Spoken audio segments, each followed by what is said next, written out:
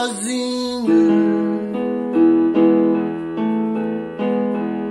meu rei, então eu gritei. Quem vai passando ali, disseram para mim, é o filho de Davi.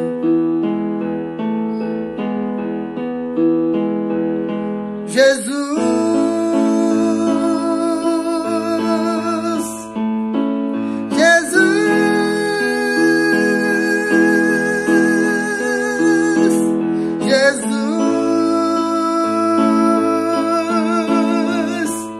filho de Davi.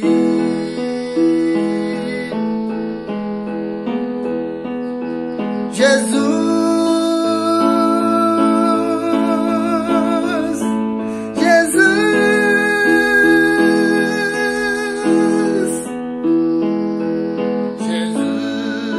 tem compaixão de mim.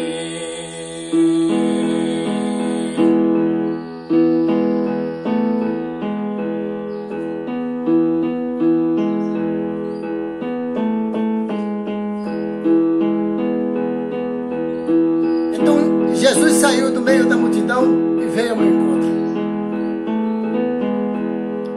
Eu me prostrei em sinal de reverência e ele me perguntou: meu filho, o que você quer? E eu disse: Senhor, eu quero ver de novo. E ele disse: então veja. E tocou nos meus olhos e eu pude ver de novo. E eu, muito feliz, gritei: Jesus,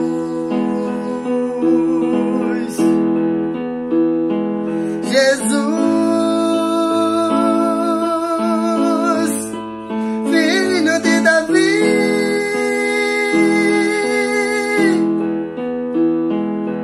Jesus, teve pena de mim.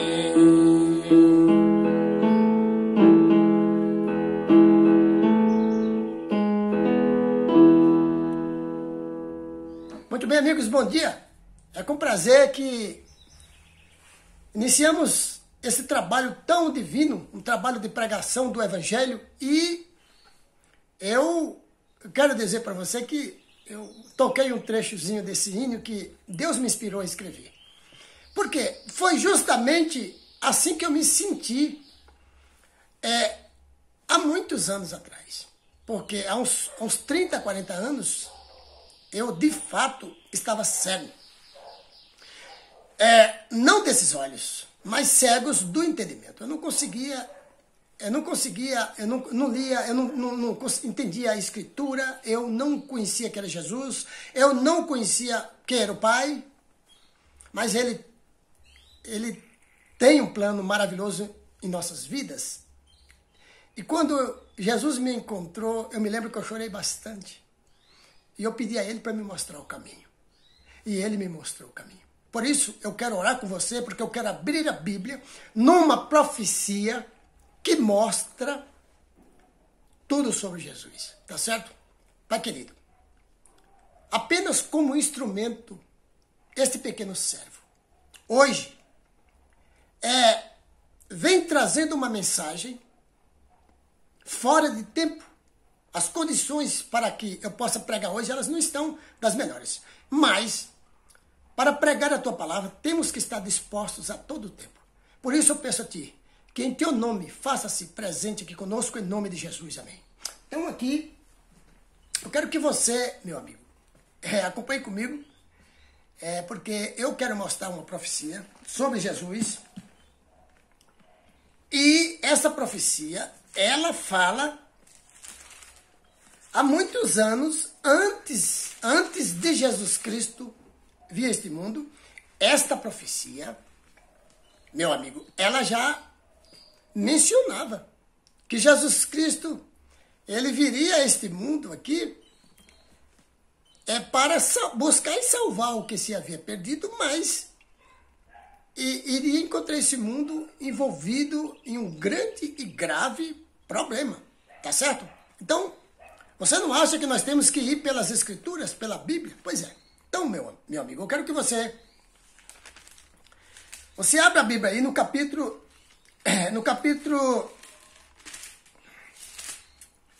isso aqui, capítulo 2 de Lucas. Lucas, capítulo 2. Então, aqui diz o seguinte, aqui, ó. O verso 21. Lucas, capítulo 2. Melhor dizendo, Lucas, capítulo 2, verso 25. Eu quero que você acompanhe comigo. Esta profecia, meu amigo, ela traz a resposta que você está precisando. Tá certo? Então aqui diz, ó. Havia em Jerusalém um homem chamado Simeão. Já ouviu falar o nome desse homem? Simeão. Que era justo e piedoso e que esperava a consolação de Israel. Então, Simeão era um homem justo e piedoso. E ele esperava, ele aguardava que Deus enviaria alguém para consolar Israel. Porque Israel estava vivendo a escravidão, né, pelos romanos. E eles precisariam sair daquela escravidão. E eles tinham esperança. Então, Simeão esperava isso. Né? Então, diz aqui, ó. E o Espírito Santo estava sobre ele. Verso 26. Fora-lhe revelado pelo Espírito Santo que ele não morreria antes de ver Cristo do Senhor. Antes de ver o Cristo do Senhor. Movido pelo Espírito, Simeão, ele foi ao templo. Quando os pais trouxeram o menino Jesus para lhe fazerem o que requeria o costume da lei. Simeão o tomou nos braços e louvou a Deus, dizendo: ó soberano, como prometeste, agora podes despedir-me em paz. O teu servo, pois os meus olhos já viram a tua salvação, que preparaste à vista de todos os povos. Então Simeão foi até o templo, assim que Jesus Cristo nasceu. Maria e José estavam ali para fazer a apresentação do menino. Então, Simeão tomou a criança nos seus braços e disse estas palavras: pode me despedir em paz, porque os meus olhos já viram a salvação que o Senhor preparou diante dos nossos olhos. Pois os meus olhos já viram a tua salvação, que preparaste à vista de todos os povos. 32. Luz para a revelação aos gentios e para a glória de Israel, teu povo. Simeão falando, né? Verso 33, capítulo 2 de Lucas. O pai e a mãe do menino estavam admirados com o que fora dito a respeito dele. E Simeão os abençoou e disse a Maria, mãe de Jesus: este menino, Maria, ele está destinado a causar a queda e o soergimento de muitos em Israel, e a ser um sinal de contradição. Como é? Um sinal de contradição? Então, Simeão, o profeta, ele disse para Maria, mãe do menino: olha, esse menino, Maria, ele está destinado para a queda de muitos e o surgimento de muitos aqui em Israel. E disse mais: e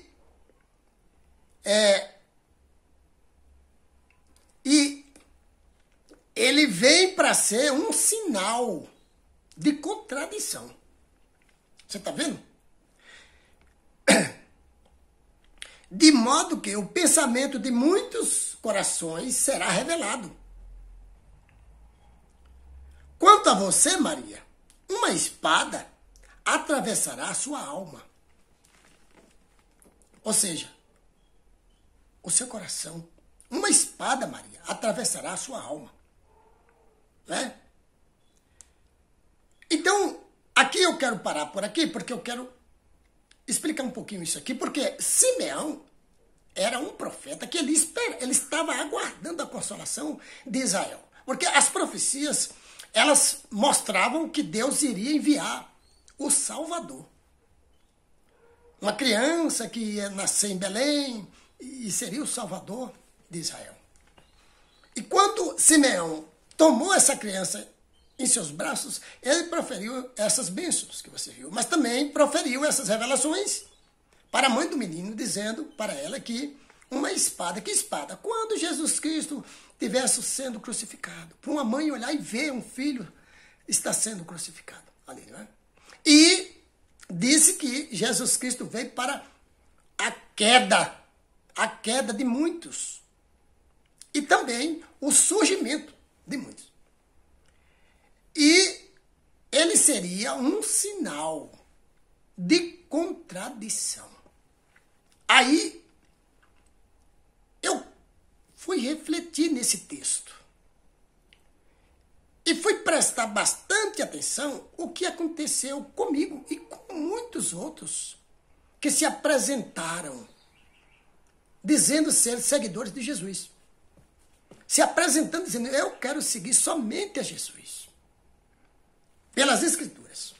E essas pessoas, como os apóstolos de Jesus Cristo, e os outros que vieram depois, após eles, essas pessoas, elas passaram por muito sofrimento. E não aceitaram a Jesus Cristo. Sai daqui, esse é um impostor. Ele apresentou-se como filho de Deus, não quiseram ouvir. Bateram nele, espancaram. Pediram a crucifixão dele. Não ouviram nada que ele tinha para dizer.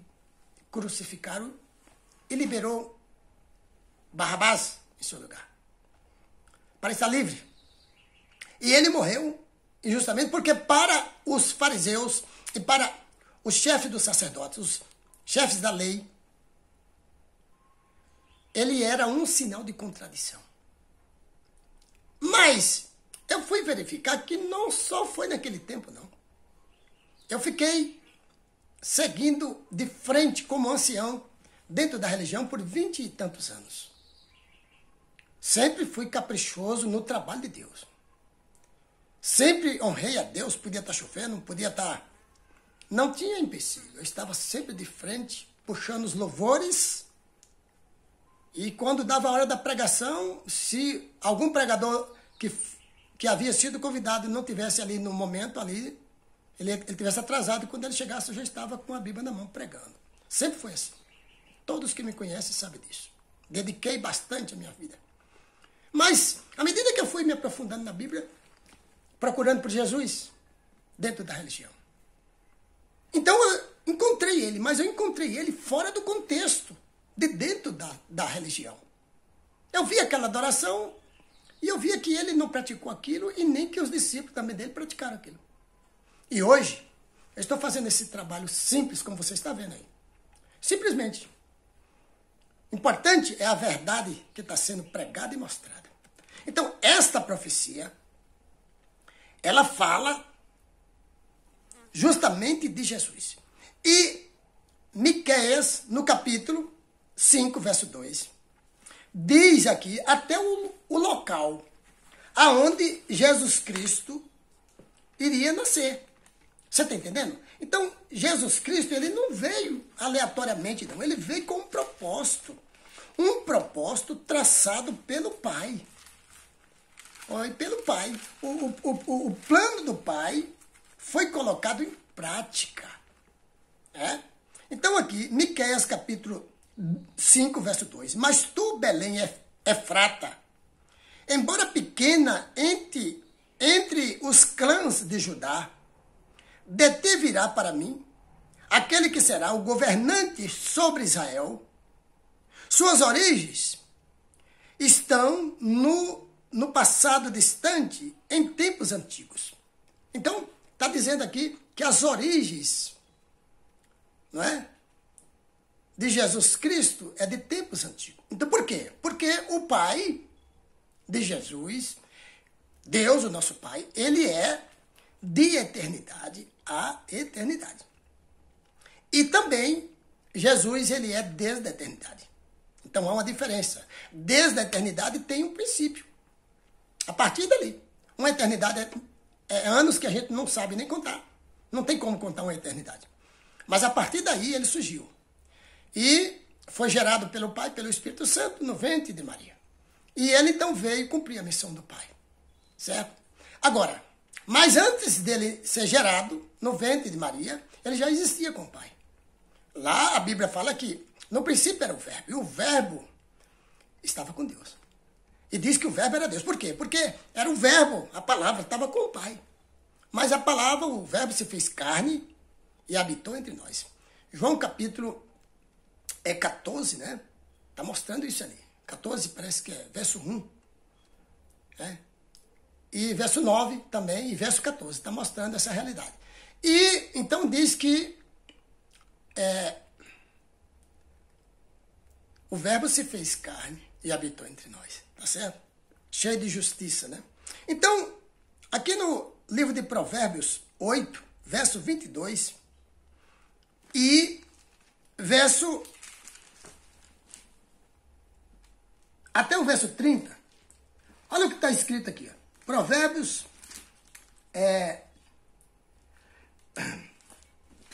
8, capítulo 8, você pode acompanhar aí que está falando sobre Jesus Cristo. A partir do verso 22, diz assim, ó. O Senhor me criou como o princípio de seu caminho, antes das suas obras mais antigas. Foi formada desde a eternidade. Desde a eternidade. Olha aí o princípio. Desde o princípio, antes de existir a terra. Nasci quando ainda não havia abismos, quando não existiam fontes de águas, antes de serem estabelecidos os montes e de existirem colinas. Eu nasci. Ele ainda não havia feito a terra, nem os campos, nem o pó no qual formou o mundo. Quando ele estabeleceu os céus, lá estava eu. Quando traçou os horizontes sobre a superfície do abismo, quando colocou as nuvens em cima e estabeleceu as fontes do abismo, quando determinou as fronteiras do mar, para que as águas não violassem a sua ordem, quando marcou os limites dos alicerces da terra, eu estava ao seu lado. E era o seu arquiteto, dia a dia. Era o seu prazer. E me alegrava continuamente com a sua presença. Eu me alegrava com o mundo que ele criou e a humanidade que me dava alegria.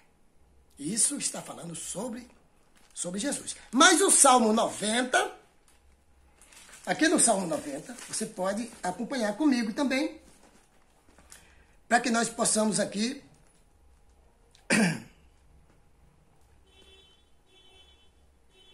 Salmo 90 diz aqui, ó. Verso 2. Deixa eu ver se é 90.